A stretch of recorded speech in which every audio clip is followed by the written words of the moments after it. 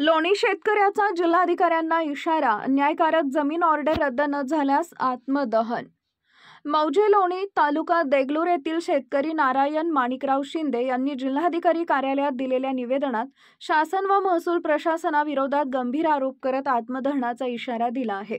निवेदनात त्यांनी म्हटलंय की गट क्रमांक 3, 5 ते 35 आर मालकी हक्काची जमीन व गट क्रमांक 3/1 हे 40 आर इनामी जमीन या दोन्ही गटांबाबत सन 2014 मध्ये तत्कालीन उपविभागीय अधिकारी देगलूर यांनी चुकीच्या कागदपत्रांच्या आधारे शासनाची दिशाभूल करून दोन्ही गट इनामी दाखवले। हा वाद सध्या बिलोली न्यायालयात प्रलंबित असतानाही तहसीलदार देगलूर यांनी 30/2014 ची ऑर्डर लागू करण्यास सुरुवात केली आहे, ज्यामुळे शिंदे यांच्यावर अन्याय होत असल्याचा ठपका त्यांनी ठेवला आहे। शिंदे यांनी पुढे नमूद केलंय की सन 1956च्या पाहणी पत्रकातील लेखन दोषामुळे संपूर्ण क्षेत्रफळ इनामी दाखवलं गेलं होतं। मात्र 1978 मधील तुकडेबंदीत फेर नंबर 795 द्वारे ही चूक दुरुस्त करण्यात आली असून गट क्रमांक 3 हा मालकी हक्काचा व गट क्रमांक 3/1 इनामी असल्याचे फेरफार मंजूर आहेत। तरीही आज पुन्हा 2014 ची ऑर्डर लागू करून मालकी हक्क नाकारण्याचा प्रयत्न सुरू असल्याचा गंभीर आरोप त्यांनी निवेदनातून केला आहे। जर माझ्या अर्जाची गांभीर्याने दखल घेतली नाही व अन्यायकारक आदेश लागू करण्यात आला तर मी माझ्या कुटुंबियांसह तहसील कार्यालय देगलूरच्या प्रांगणात आत्मदहन करेन। यास प्रशासन जबाबदार राहील असा ठाम इशारा नारायण शिंदे यांनी दिला आहे। निवेदनासोबत त्यांनी खासरा पत्रक, इनाम पत्रक, फेर नंबर 7/12 या खरेदी दस्त अशा विविध कागदपत्रांच्या प्रती जोडून दाव्याची पुष्टी केली आहे।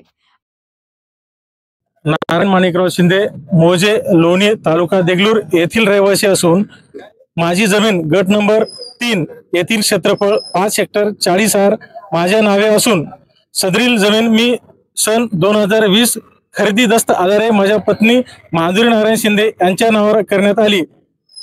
सदरील जमीन भोगरदार 1 असून त्याप्रमाणे माझे खरेदी दस्त झाले।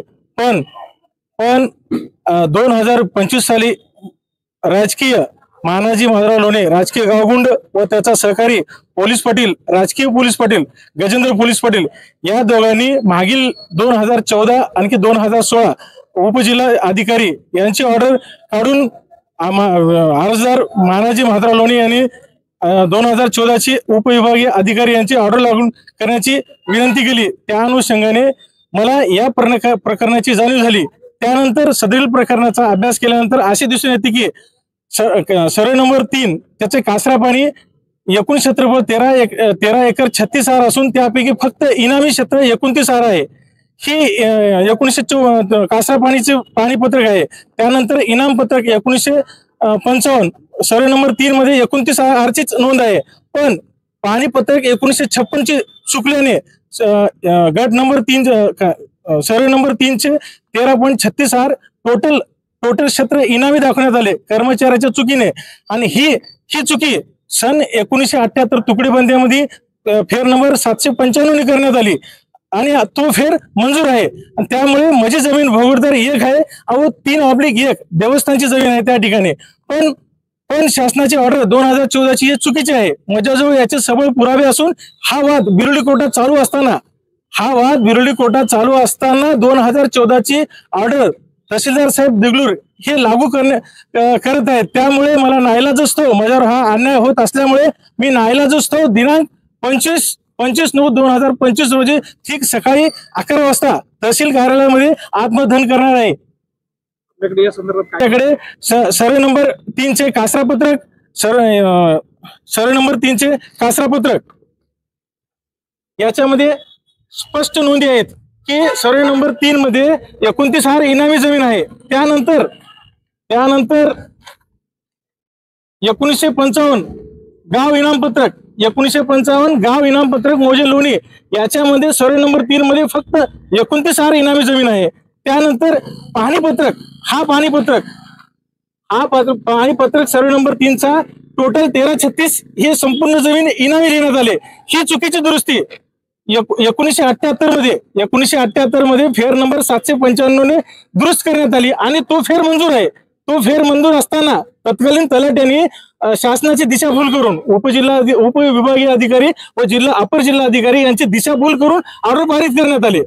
याची जाणीव मला नसल्याने 2020 मध्ये मी ही जमीन घेतली मला यापूर्वी मला माहिती नव्हती की आणि त्या क्षेत्रामध्ये गट नंबर 3/1 हे इनामी क्षेत्र आहे, पण गट नंबर 3 हे संपूर्ण मालकी आहे. याचे सबळ पुरावे मी बिलोली कोर्टामध्ये दाखल केलेले असताना माझ्यावर आज शासनाने ही जमीन शासनाने गिऱ्हाईखाली घेण्याचा प्रयत्न चालू आहे. हा माझ्यावर अन्याय होत आहे. म्हणून मी दिनांक 25/9/2025 रोजी ठीक सकाळी 11 वाजता माझं आत्मदहन करणार आहे. याची सर्वांनी नोंद घेण्यात यावी. तुमची जी जमीन जप्त केली ती किती वर्षापहिले केलेली आहे? 2020 मध्ये ही जमीन मी रजिस्ट्री खरेदी खता आधारे मी केलेली आहे. एका प्रकरणामध्ये सर 25 तारखेला आत्मदहन करण्याचा इशारा दिला आहे, त्याबद्दल आपलं काय मत आहे? तक्रारदारांनी जे निवेदन दिलेलं आहे त्या निवेदनाच्या अनुषंगाने तत्कालीन उपविभागीय अधिकाऱ्यांनी जो निर्णय दिलेला आहे त्या निर्णयाचा अभ्यास करून आणि सध्या हे कोर्ट मॅटर पण चालू आहे बिलोली कोर्टामध्ये, दोन्ही निर्णयाचा अभ्यास करून आम्ही या प्रकरणामध्ये संबंधित मंडळ अधिकारी यांना सर्व जुने अभिलेखे तपासून कारवाई करण्याबाबत नियमानुसार करण्यानुसार आम्ही त्या दृष्टिकोनातून आमचा अभ्यास चालू आहे.